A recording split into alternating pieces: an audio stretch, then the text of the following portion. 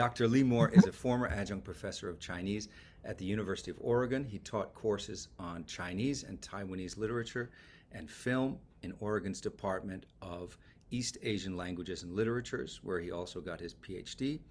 Dr. Moore works occasionally as a journalist, having written for The Economist. He just sent me a piece he published with The Economist this morning, The China Project, and the China Books Review, and others.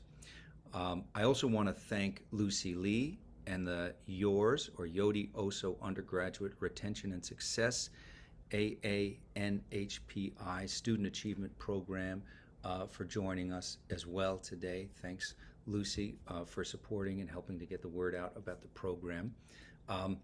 It's an absolute delight to talk with Dr. Moore today about his rollicking new book, a very, very fun new book, China's Backstory. Lee, I'll turn the floor over to you. Thanks, Jeremy. First off, I want to thank Jeremy for letting me do this. It was a really cool activity. I got to do this a couple of years ago with the Modern China lecture series when we were doing podcast. I was invited on with Rob Moore, my brother from another mother, who was with me doing the Chinese literature podcast, and Laszlo Montgomery over at the China History podcast was also on there. It's even cooler to be able to do this now that I've published a book. So Professor Murray, thank you so much. To briefly introduce the book, it's called China's Backstory, the history Beijing doesn't want you to read. The book focuses on 4 topics that are in the news feed of most Americans in 2 decades of talking to Americans about China and China's importance. These are the topics that I have found most Americans want to know more about, but have no clue how these news stories became as much of a mess as they are. So those 4 topics are Taiwan, Xinjiang, China's economy, and Hong Kong. So readers in America read about these topics every day. They're in the news frequently, but there's almost nothing in terms of books that explain their history, and there's certainly nothing that's meant for a public audience that is backed up by scholarship.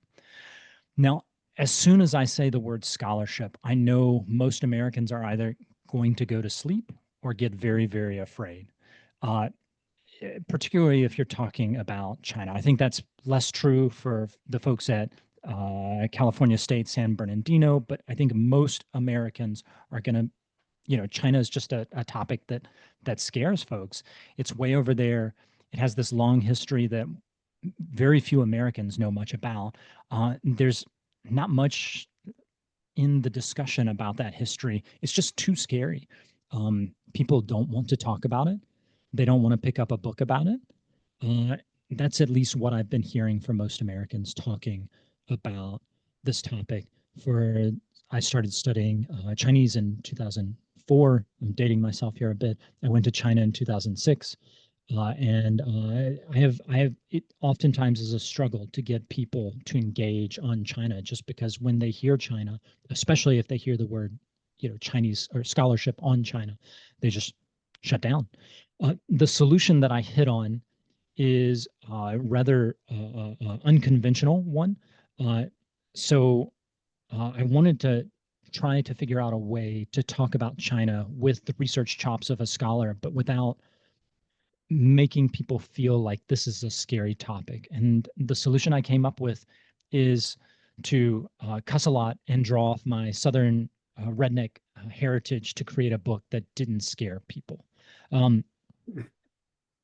So I call this the Foxworthy effect. Jeff Foxworthy is the comedian popular. He was popular starting around the 1990s for his "you might be redneck" jokes. He's also actually a distant cousin of mine.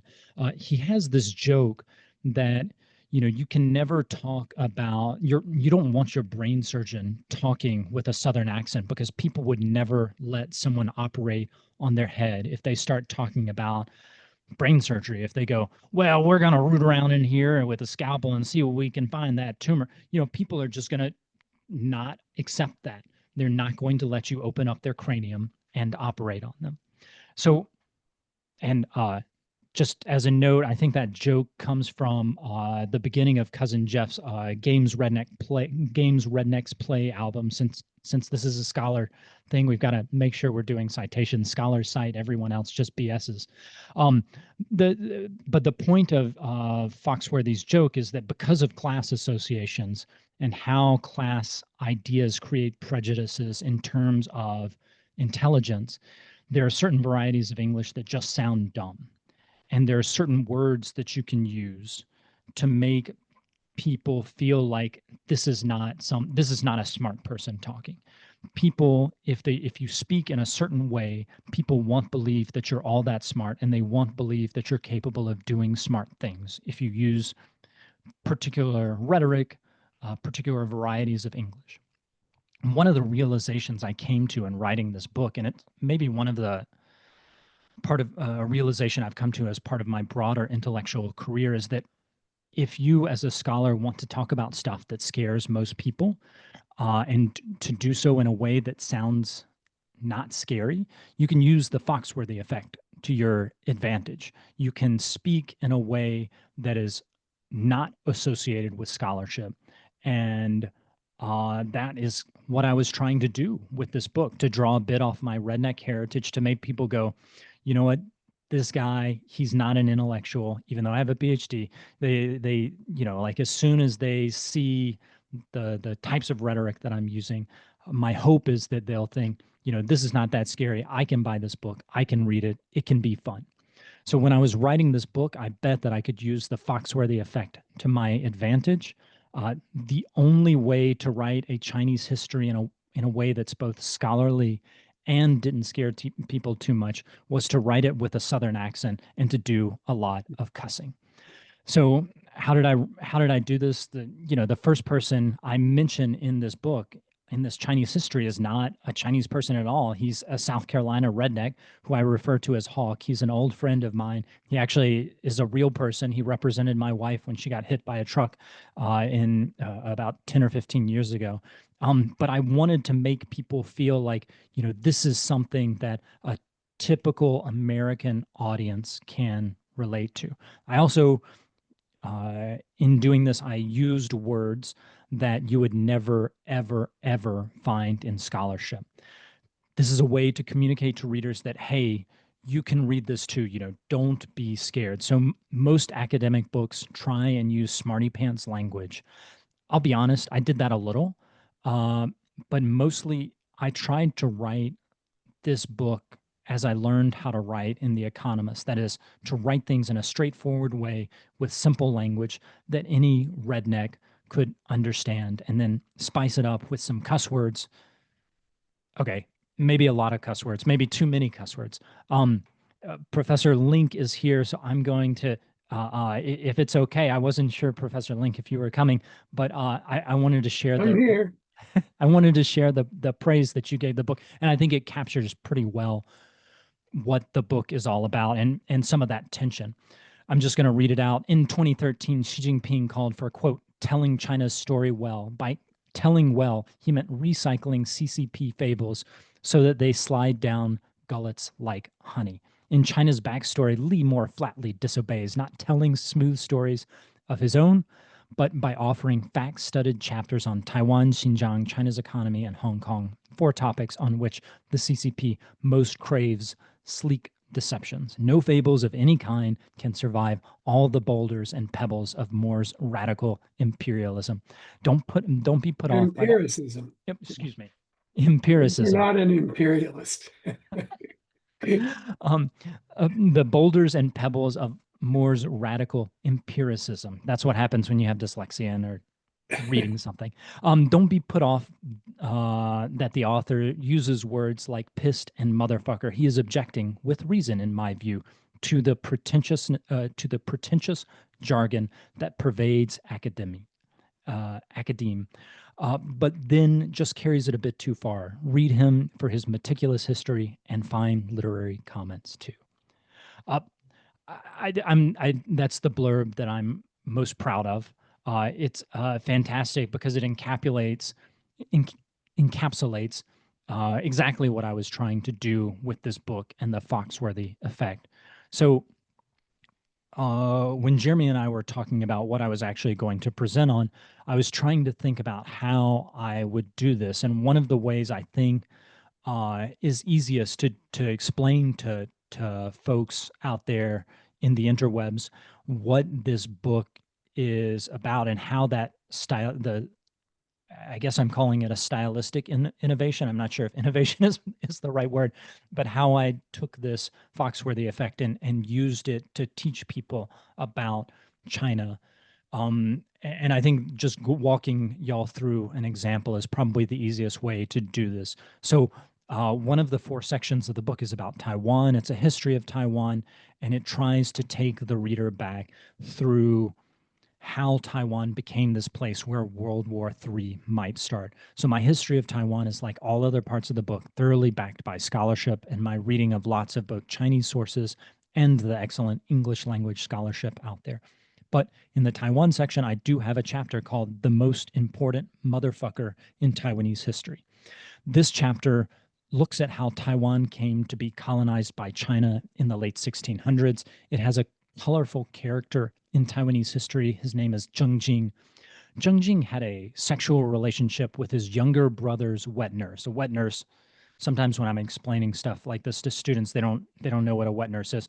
In early modern China and throughout history, both in China and in Europe and other places, it was fairly common for particularly wealthy women to hand their babies off to a nurse to breastfeed them. So that's what a wet nurse is. So in the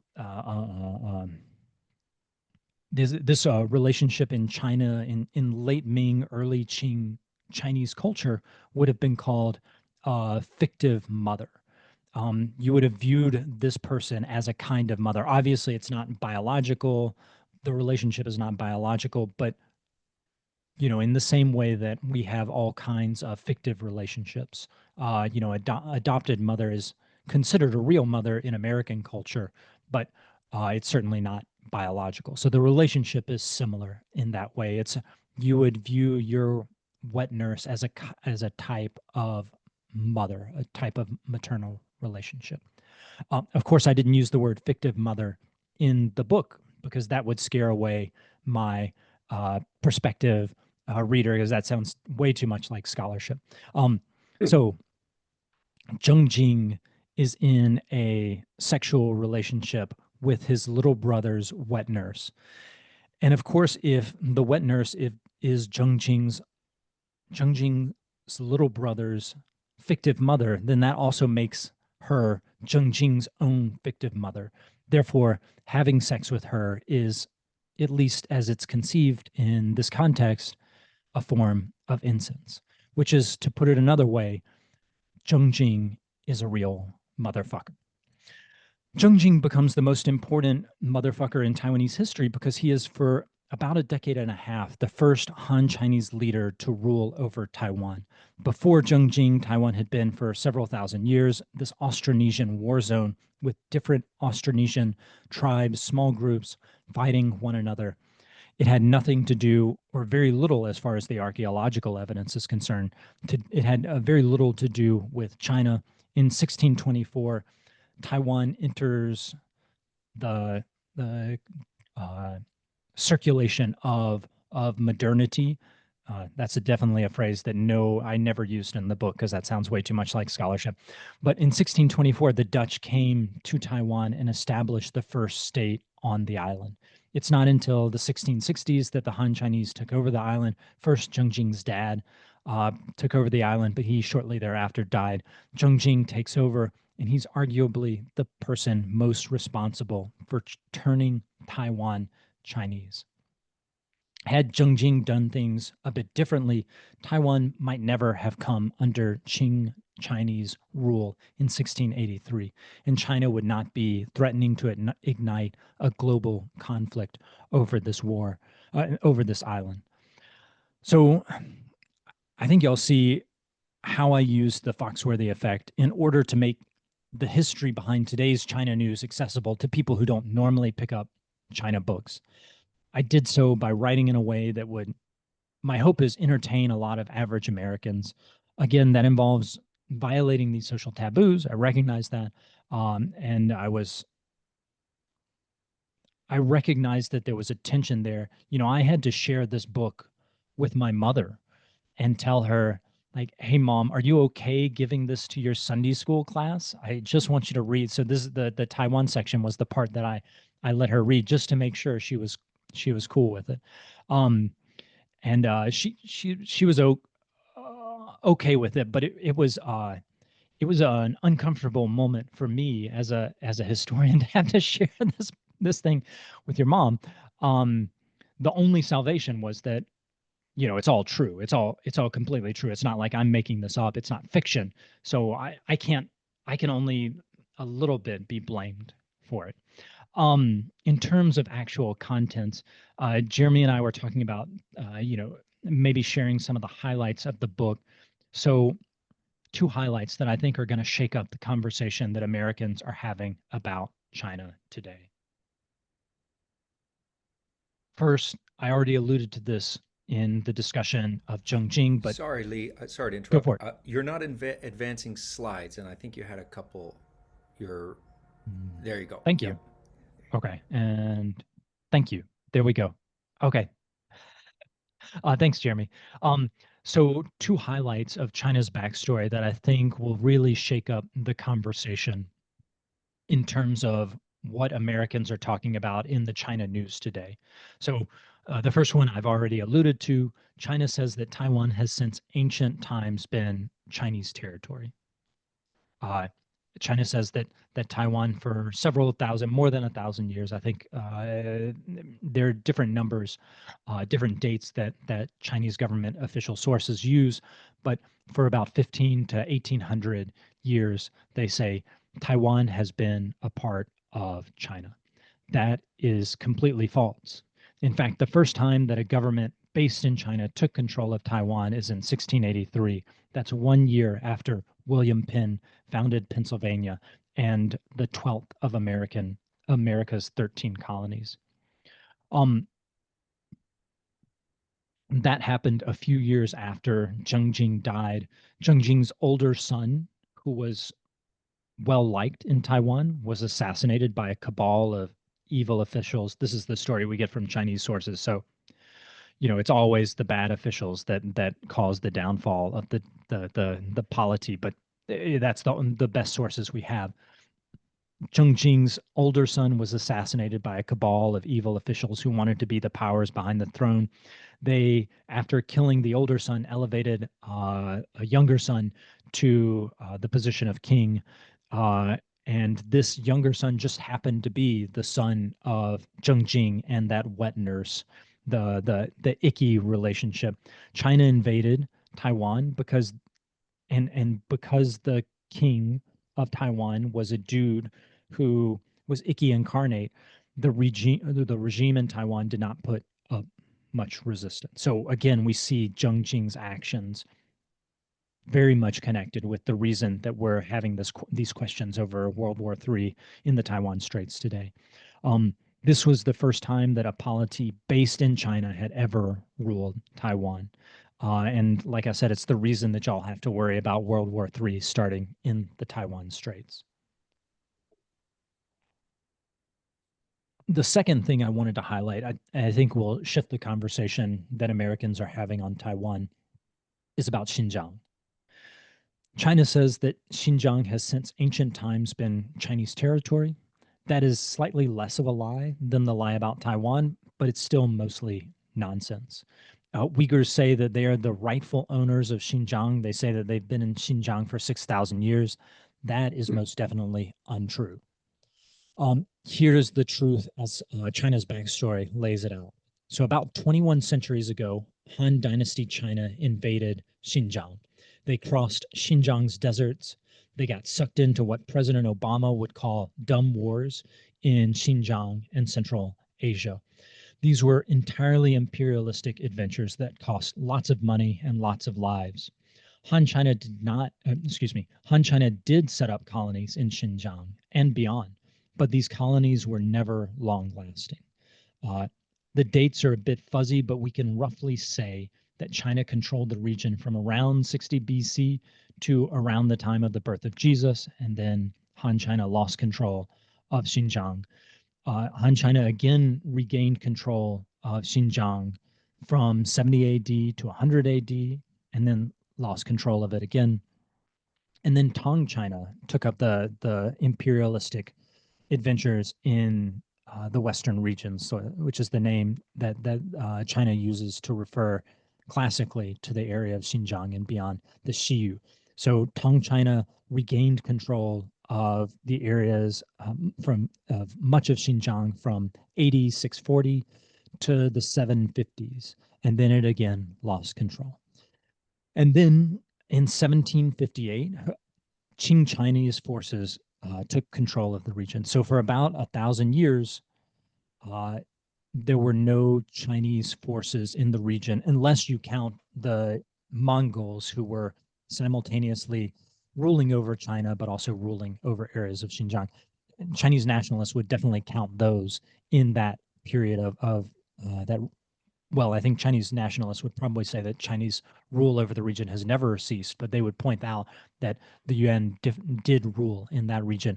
But as I point out in the book, that's kind of to miss the point. The Mongols were ruling China and Xinjiang at the time. The real point where Chinese rule comes back to Xinjiang is in 1758.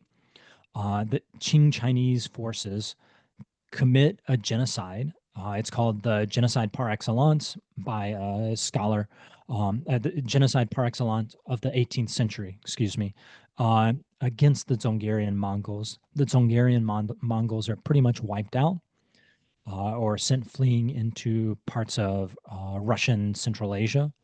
And the Qing establishes rule over the remaining groups in the region, particularly the Turkic speakers who we today call the Uyghurs. But at the time, they definitely would not have called themselves Uyghurs. And since 1758, pretty much, the Chinese forces have controlled Xinjiang. So one of the questions that I've faced when talking about this is there's this temptation for Americans to go, okay, so Xinjiang's history is a case of the big bad Chinese folks making up history in order to colonize the poor, completely innocent, never did anything wrong Uyghurs, right? But that's not the case.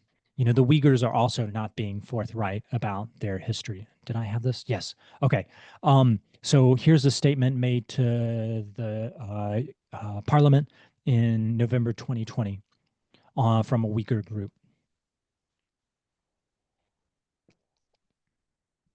With a history of over 6,000 years, according to Uyghur historians like Turgan Almas, the Uyghurs are the natives of East Turkestan, that is Xinjiang. Throughout the millennia, the Uyghurs and other Turkic peoples have established and maintained numerous independent kingdoms, states, and even empires. This idea that the Uyghurs have been in Xinjiang for 6,000 years, it's frequently batted about.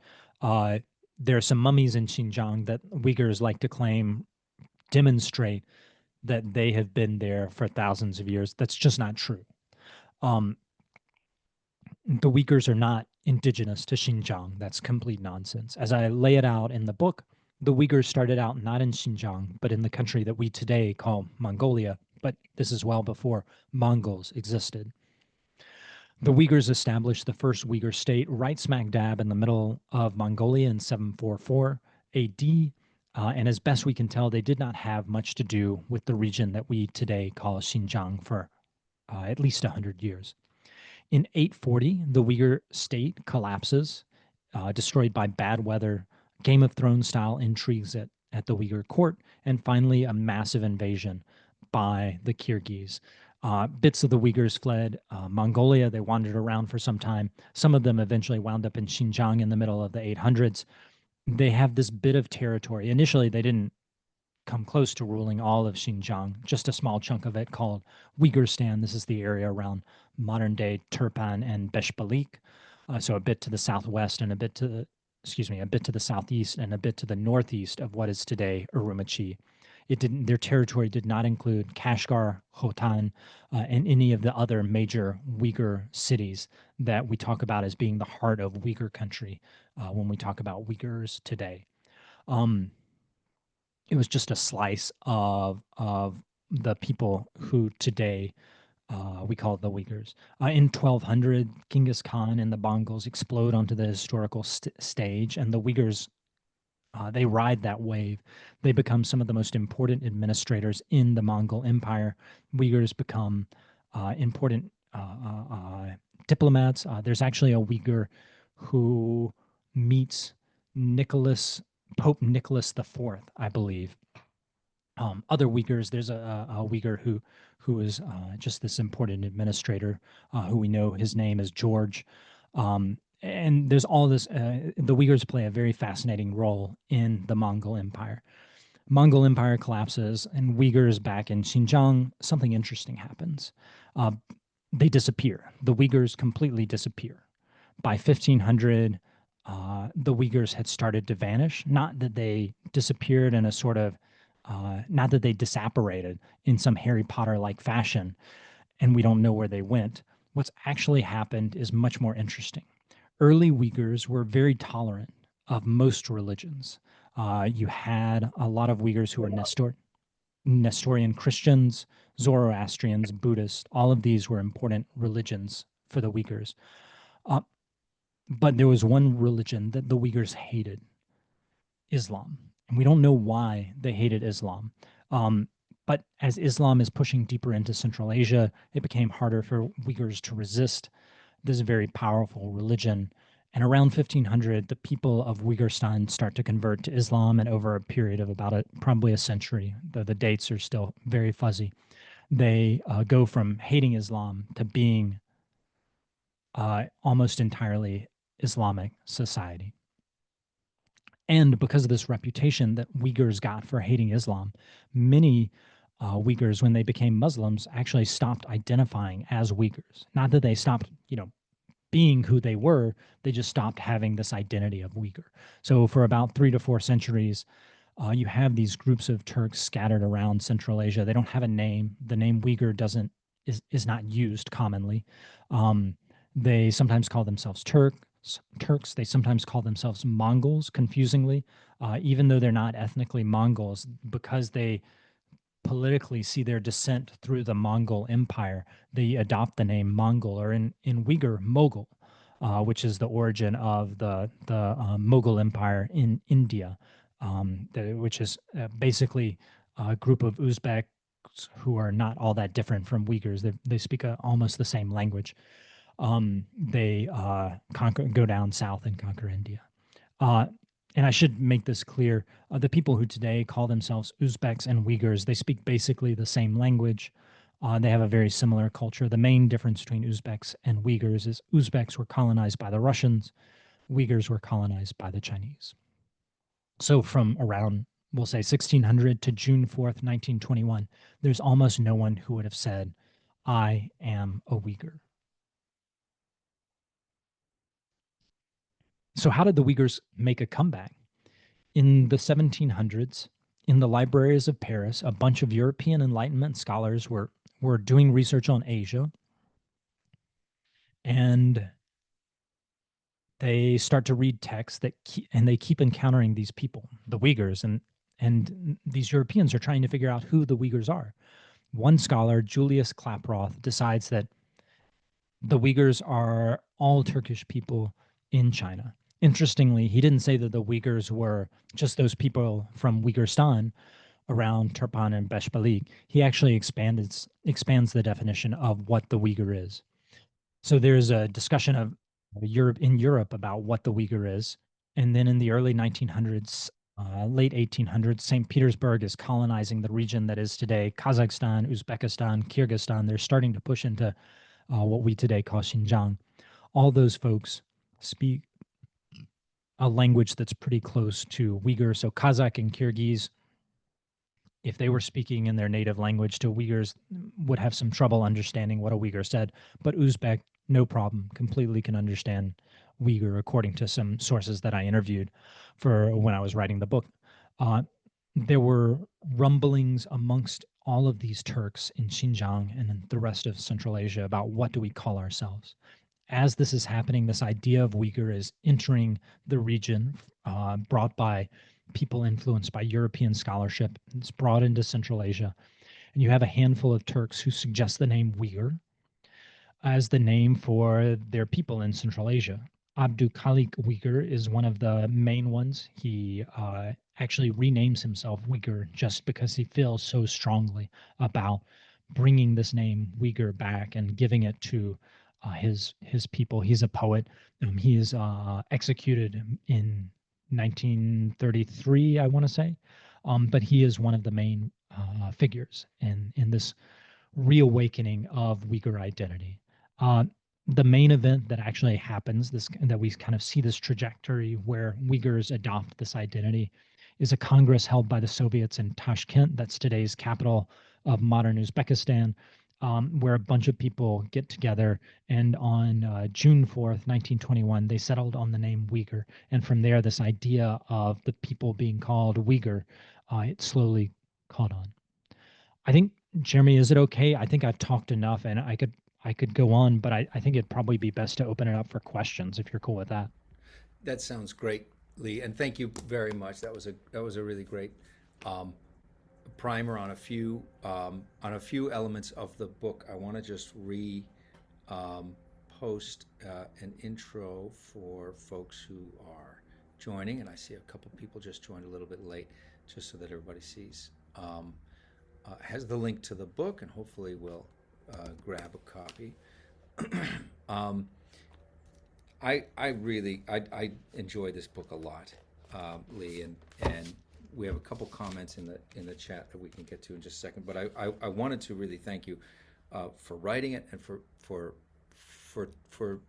doing something that I don't think there really is a precedent for, and I don't know, Perry, if you're aware of books that take this kind of raucous and sometimes profane approach, that also bring the erudition and the really, really sound scholarship. If you get your hands on a copy of the book, you'll see that the bibliography and the notes are almost as long as the text.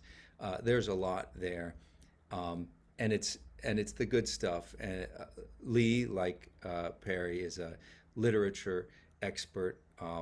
But I found, as a historian reading this, I found this to be very, very sound, and I learned a lot as well. I think there are a lot of important things that you're doing. I remember sitting in my advisor's class as his TA, Joe Eschrick, one of my advisors, and every now and then there would be a certain, I think it was strategically deployed, that it would be an hour 20 or something class session, and about 45 minutes in, he'd just drop an F-bomb out of nowhere, and everybody would sit up straight, and it would be sort of, he'd be talking about the boxers or something that's sort of inherently uh, uh, powerful content, powerful material. Um, but he would, everybody would kind of sit up straight and laugh, twitter a little bit, and we, he'd continue with it in the same tone, the same sort of informative lecture form, but he would get everybody's attention, um, and I think it's a really effective thing to do. I'm going to share in just a second an article that I looked up and found, because I remember reading it a long time ago, and the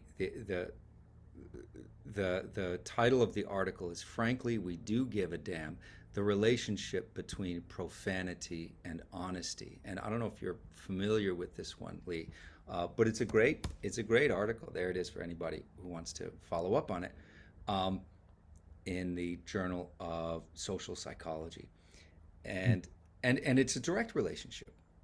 Surprisingly, they find that it's a direct relationship between honesty and profanity. It also reminded me of the Taiwanese legislative yuan, when people are willing to be uncivilized in the interest of their constituents. They're willing to be outrageous, even to be violent, um, I don't think in a life-threatening way. I don't think anybody's life is being threatened. You know, bottles of water and pig entrails are being thrown, and some fists sometimes. Um, but I think that perhaps the some politicians in America can take note from this in terms of their being uncivilized on behalf of what is an urgent cause is I think something that can be enormously appealing. Of course, you can take it too far, but I think in terms of salty language and sometimes really rollicking anecdotes, a drinking game is in this book contains a drinking game. Just so everybody knows, you don't have to use the skull of your enemies as a goblet. I think that part is optional. I'll check in with Lee on that. But you can, if you choose, use the skull of your enemies as a goblet. As I think the leader was it the leader of the Xianbei who did that, or was it a Xianbei skull? So it was the progenitor of the Kushan Empire who, oh goodness, I forget the ethnicity, but he was defeated by the Xiongnu. So the Xiongnu were using the head of his dad. Uh, and Jiang Qian goes out there to establish or try and establish a relationship where they were going to push the Xiongnu back, Han Emperor pushing this way, and the others pushing that way. I think it's a delightful read. It's a rollicking read. It reminds me. I was just listening to an interview, conversation between Jon Stewart and David Remnick at the New Yorker, and he was saying they were saying essentially, something similar to the gist of what you're doing here, which is if you keep everything within the confines of civilized and acceptable behavior, and we hear lots of calls for civility these days, and I think they're problematic. Um, I think that you know you lose people who think that their political representatives should be running around with their hair on fire about things like really urgent things like ongoing genocide and climate change, things that are transforming the world, and maybe won't really be adequately addressed with the tools of traditional political procedure. So I think what you've done here is very cool. It's in the mode of what I think some of the most important satirical voices are doing today, and that is um, vindicating or validating the world that we all see. The world that we all see is one in which um, you know people have sort of outrage exhaustion, um, and yet I think that this kind of dynamic voice is urgent. Um, it's a great book. It's a delightful book. You seem intent on pissing everybody off. That seems to be your aim here, and you hinted at that a little bit here because you challenge, or you don't challenge, you sort of point out the fact that both Beijing and some Uyghur nationalists are making disingenuous, false claims to territory, um, and to sort of indigeneity in the sense that they describe them. Um, and can you talk a little bit about the way that you move past these dichotomies and polarizations, uh, and maybe what kind of responses you've received from scholars who are working in these fields? So in terms of how I push past the dichotomies, one thing that struck me was, I had always thought, Uyghurs, they're indigenous to Xinjiang, right? And then I started doing, as I started doing more research, even before I was writing the book, I started doing more research, and I realized how problematic those claims are. Um, you know, Khotan, which is today one of the most Uyghur cities in the world. It's in the southern rim of the Taklamakan Desert. It's I forget the exact number, but something like 80 or 90% of the population is Uyghur, probably actually higher. Um, in the early, the beginning of the second millennium, uh, these forces from the Karakhanids, who eventually kind of became Uyghur, they converted to Islam, and the folks of Khotan were Scythians.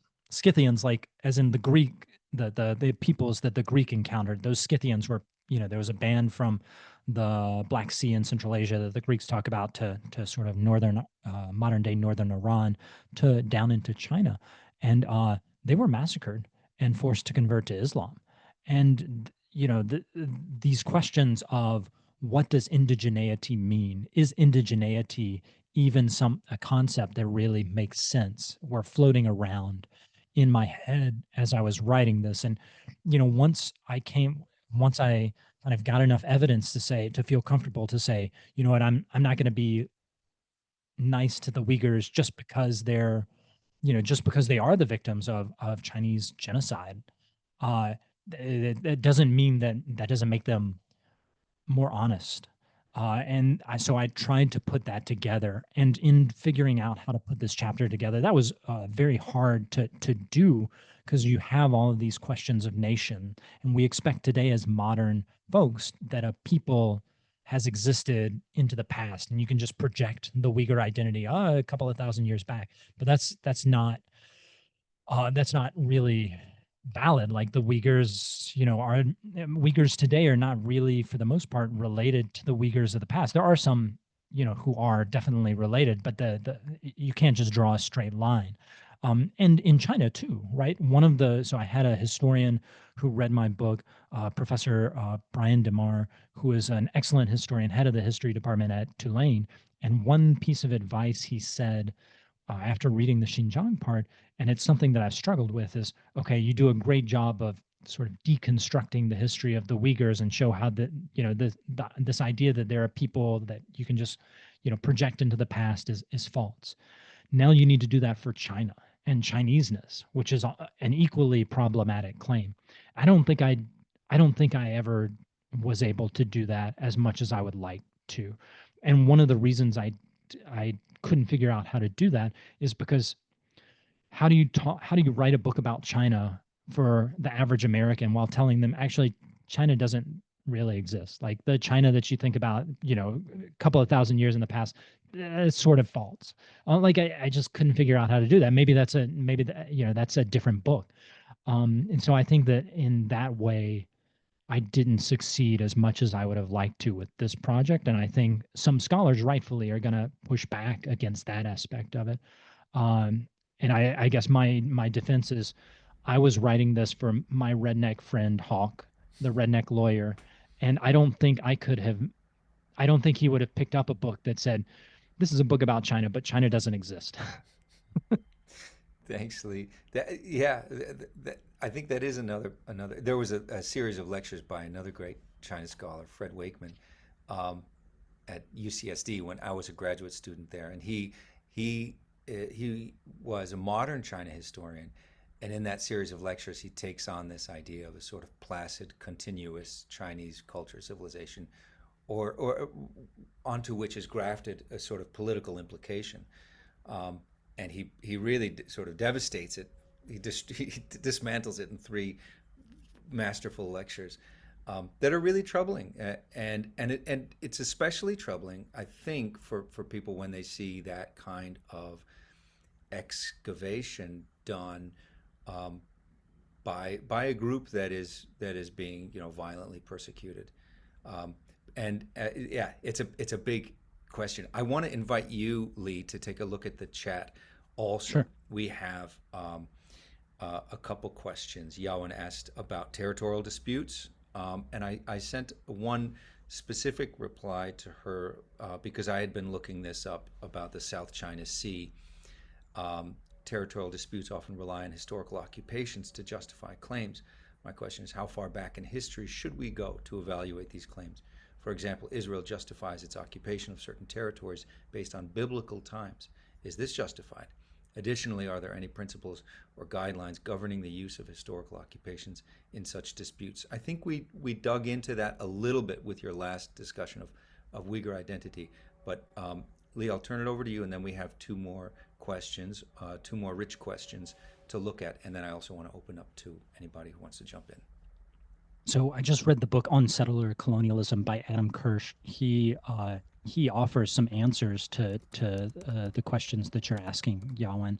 Um, and you know, I don't know that I, as a historian, necessarily can answer that question very well. Like, is Israel's claim to the occupation of any territory, should it be connected with, uh, you know, biblical histories, which are, inherently ideological? All sources are ideological. Should that be a valid reason to claim that territory? I don't know. I'm very skeptical as a historian who thinks about stuff with an international relations bend and how it applies to geopolitics today. I'm skeptical of how much value that has. That said, I don't think that Israeli claims or Chinese claims can be just out of hand dismissed. And I don't think I do that in this book. I'm certainly not saying that because China did not rule Taiwan, or a Chinese based polity did not rule Taiwan until 1683. That completely invalidates any claim they have to the island. That's not my message. My message is that the logic that they are relying on for their claim is completely bunk. Uh, and maybe there is another valid logic that they have to claim the island. I don't think so. I'm very skeptical of that, but I certainly wouldn't say there is no claim to the island. They have no claim to the island. I mean, I talk with Taiwanese nationalists who want to be completely independent from China, and I find their ideology equally problematic. They'll just say, we're not Chinese, and as they're saying that, we're having that conversation in Chinese. I studied in Beijing and Kunming for 2 years, and then I take the language that I learned and I'm speaking with them. Like, they have this connection to China, for better or worse. You can't dismiss that sort of thing, but you also, I think, in anywhere in Israel, in China, you can't rely on that to justify uh, the like territorial claims. And I think in the Taiwan chapter, at the end of the Taiwan chapter, what I try and do is point towards a possible solution, which is a democratic solution. What do the Taiwanese people want? How do they feel about this? Maybe that's the best way to do that. How do you apply that in other spaces? I think that's a lot harder to do, but it may be the best. That's the maybe the best answer I have. It's a It's a great good question. answer. It's a good question. Thanks, Yo, and a good answer. I have one here that's a little bit more of a comment than a question. A student in with Lucy Lee there. This made me think about how on social media, when it comes to sharing and spreading political knowledge and literacy to the public, there's one creator I follow, and she exclusively uses the Valley Girl accents in all of her short videos. So I think I that's love sort it. of likewise a very clever parallel. Um, More comment there than a question. And then from Lucy, also a question.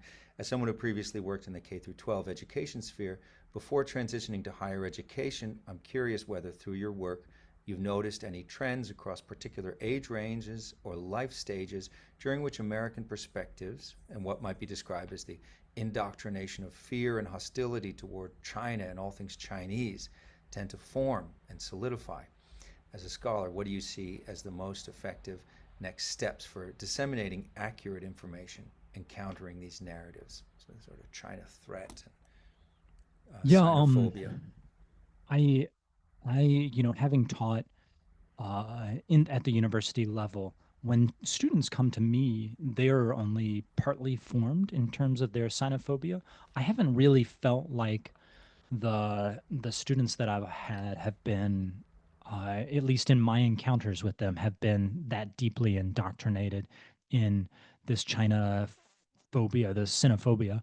Um, Nor have I felt like they have been indoctrinated in any other way.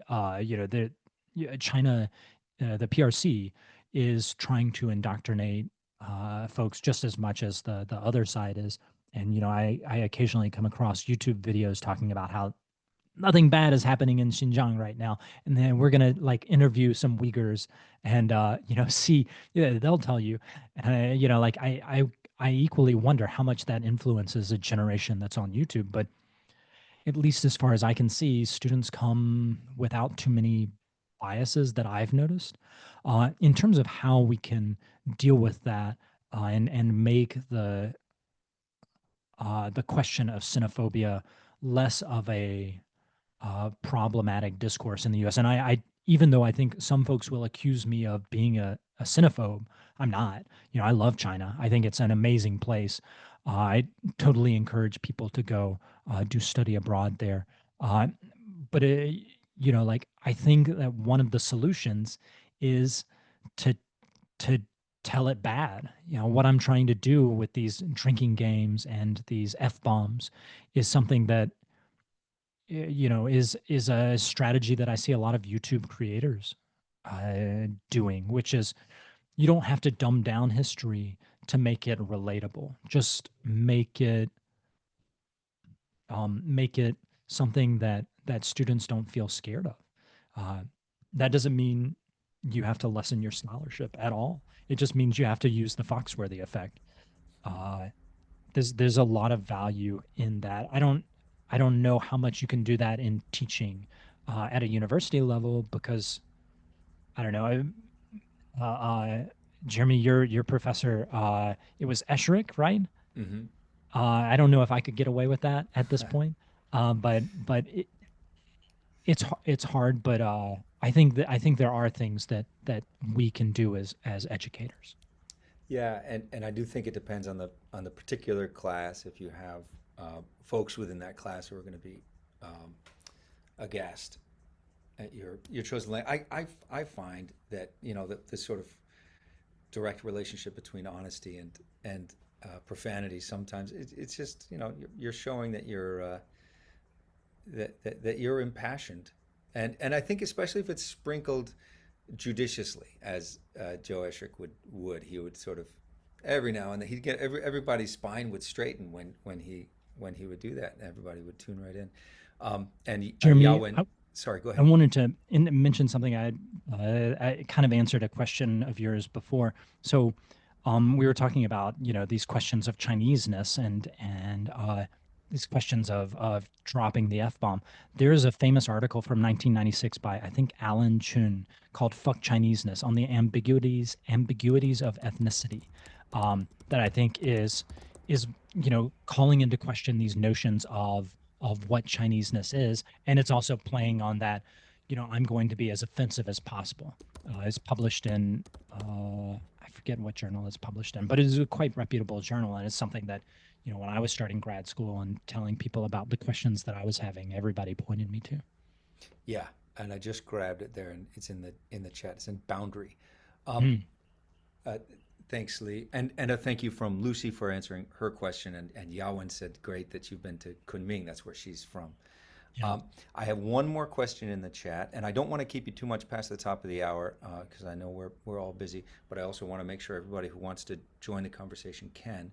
Brian, hi Brian, how are you doing? A current student and a history teacher in the near future. One element in your talk that I loved was the well balanced use of scholarly research infused with humor and non pretentious accessibility. Can you elaborate more on honing your narrative voice? Was there ever a specific moment when you knew that this was going to connect people more deeply with history compared to just reading a book from traditional academic publisher? Great question, Brian. Yeah, thanks. This is a really good question. There was no particular moment. It was more of a process of writing the book, particularly, I would say, going from the earlier chapters that I wrote where I was less comfortable with embracing that. I still did it some, but I was less comfortable. So the Hong Kong chapter is the first chapter I wrote.